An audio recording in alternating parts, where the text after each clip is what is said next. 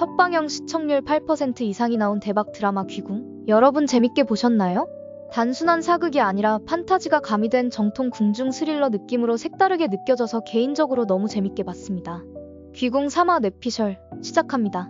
그 궁엔 뭔가 있다. 2화에서는 자꾸 궁 안이 어딘가 석연치 않다는 느낌이 들기 시작했어요.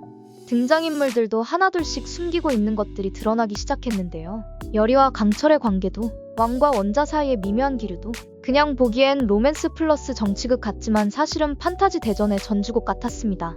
첫 번째 뇌피셜, 팔척귀와 이무기 강철, 첫 충돌이 온다. 이건 거의 확신인데요.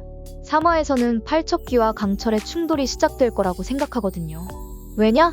지금 강철은 윤갑의 몸에 빙의가 되어서 열이 곁에 있어요.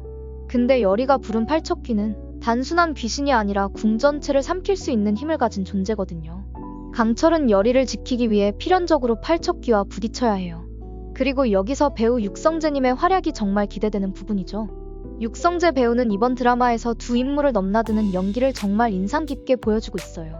선한 윤갑의 따뜻한 눈빛과 악귀 강철의 냉혹한 표정을 오가는 디테일이 기대되는 포인트입니다.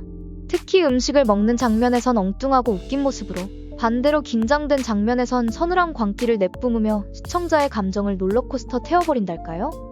강철이라는 캐릭터가 처음엔 승천이라는 목적만을 쫓는 냉정한 이무기였지만 열이를 점점 지켜보며 복잡한 감정에 휘말리는 모습이 인상적이에요. 육성재 배우가 이런 감정의 변화를 너무 자연스럽게 표현해주니까 강철이라는 존재가 단순한 판타지 캐릭터가 아니라 감정을 배우는 존재처럼 느껴져요. 강철과 팔척귀의 충돌은 이건 마치 영화 속에서 두 초능력자가 궁 한복판에서 맞붙는 느낌이에요. 궁 한복판에서 드래곤볼 터졌네? 같은 반응이랄까요? 궁궐 천장이 흔들리고 호위 무사들이 하나둘씩 쓰러지는 와중에 강철은 팔척귀와 처음으로 정면 충돌하게 될 텐데요. 상상해보세요. 강철이 팔척귀의 공격을 손바닥 하나로 막으며 이런 말하죠. 넌 틀렸다.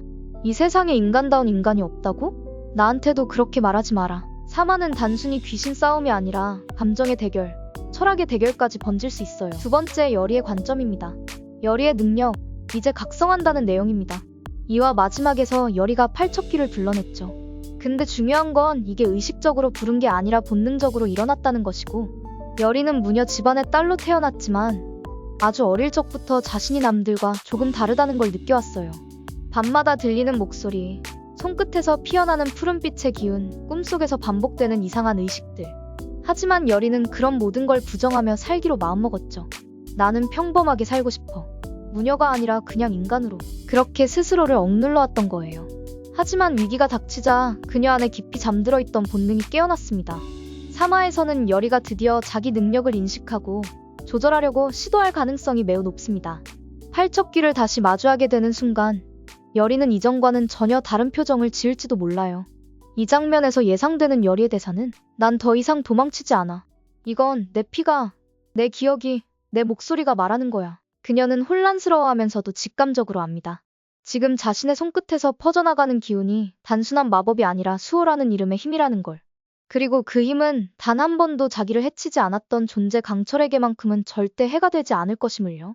열이의 무녀 능력은 공격이 아니라 정화에 가까울 가능성이 큽니다.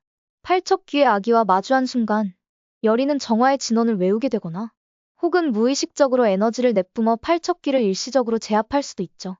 이 장면에서는 열이를 연기하는 김지원 배우의 눈빛이 차분하게 가라앉고 손끝에서 퍼지는 빛이 궁 안의 전체를 감싸는 듯한 영상 연출이 기대됩니다. 상상 가능한 대사 한 줄 더 생각해보자면 숨기지 않으면 내가 어떤 사람인지 무얼 할 수 있는지 드러나버릴까봐 무서웠어. 그런데 지금은 보여줄게 라고 말하고 결국 열이는 자신이 무녀라는 사실을 처음으로 받아들이게 될지도 몰라요. 그 수영의 순간 그녀는 단순한 여인이 아니라 이 세계의 균형을 지키는 축으로 부상하게 됩니다. 열이의 존재는 단순한 여주인공을 넘어서 운명을 바꿀 열쇠가 되는 거죠. 3화는 열이 각성의 시작으로 곧 이 세계의 중심으로 떠오를 서사 바로 그 출발선일 겁니다. 세 번째 관점 데뷔입니다. 데뷔의 계략. 13년 전에 진실이 드러난다. 데뷔가 처음으로 팔척귀를 불러낸 게 13년 전이라는 말이 있었죠? 지금 왕을 없애기 위해 팔척귀를 썼지만 실패했대요. 왜 실패했을까? 그 이유가 바로 왕이 쓰는 그 안경. 이게 그냥 안경이 아니라 경기석으로 귀신을 물리치는 신석으로 만들어진 거란 얘기 나오죠? 이 사실을 알고 있는 데비는 이제 같은 실수를 반복하지 않기 위해 더 정교한 계략을 짜고 있을 겁니다. 팔척귀 한 명으론 부족하다고 판단했을 수도 있고, 혹은 더 고대의 귀신을 불러내려는 시도를 할지도 몰라요. 그녀의 속내를 예측해보면 이런 대사를 떠올릴 수 있을 것 같아요. 왕은 오래 살았고 왕세자는 아직 약하다. 이 틈이 우리 가문의 마지막 기회다. 이번엔 반드시 성공해야지. 그리고 이어서 이렇게 말할 수도 있겠죠. 열이 그 아이가 무녀의 피를 이어받았다고? 그 아이는 지금 조용하게 제거해두는 게 맞아? 라고 말하며 이처럼 데비는 명백하게 열이를 위험 요소로 인식하고 제거하려는 움직임을 본격화할 가능성이 커요. 열이와 강철이 데비의 눈에 띄는 순간부터 궁 안의 권력 구도는 완전히 요동칠 수밖에 없습니다. 그리고 데비는 단순한 권력자가 아니라 귀신을 다루는 자로 면모까지 보여주며 사마의 중심축으로 떠오를 수 있죠. 또한 데비가 불러낸 팔척귀와 열이가 소환한 팔척귀가 같은 존재인지 다른 존재인지도 사마의 중요한 떡밥이 될 수 있습니다. 만약 다르다면 귀신 간의 충돌까지 예상해 볼 수 있겠네요. 같다면 열이가 오히려 데비의 판을 거꾸로 뒤엎을 열쇠가 될 수도 있어요. 즉 데비는 전통적인 궁중 권력의 상징이지만 동시에 귀궁의 판타지를 이끄는 어둠의 설계자? 그녀의 입에서 어떤 대사가 나오느냐에 따라 전체 스토리의 향방이 결정될지도 모릅니다. 네 번째 관점입니다. 강철의 변화. 승천하던 중 인간의 눈에 띄어 용이 되지 못해서 강철은 이무기이자 귀신이고 인간을 싫어하죠.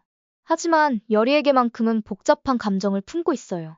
처음엔 단순히 맑은 영혼의 무녀가 정성껏 모셔주면 승천이 가능하다고 하여 승천의 수단으로 접근했지만 13년이라는 시간 동안 열이를 지켜보며 그 감정은 어느샌가 집착을 넘은 애정으로 바뀌었는지도 몰라요. 강철은 인간 세계에선 이방인이에요. 감정 표현도 관계 맺는 법도 서툴죠. 그래서 열이에게 다가가는 방식도 어딘가 삐딱하고 투박해요. 하지만 그 속에는 사랑받고 싶지만 방법을 모르는 존재의 절박함이 묻어나죠. 사마에서는 열이가 위험에 처하고 강철은 융갑의 몸을 빌려 그 위기를 막으려 할 거예요. 이 과정에서 평소와 다른 훨씬 인간적인 면모를 드러내면서 열이를 향한 감정이 사랑이라는 걸 스스로도 깨닫게 되지 않을까요?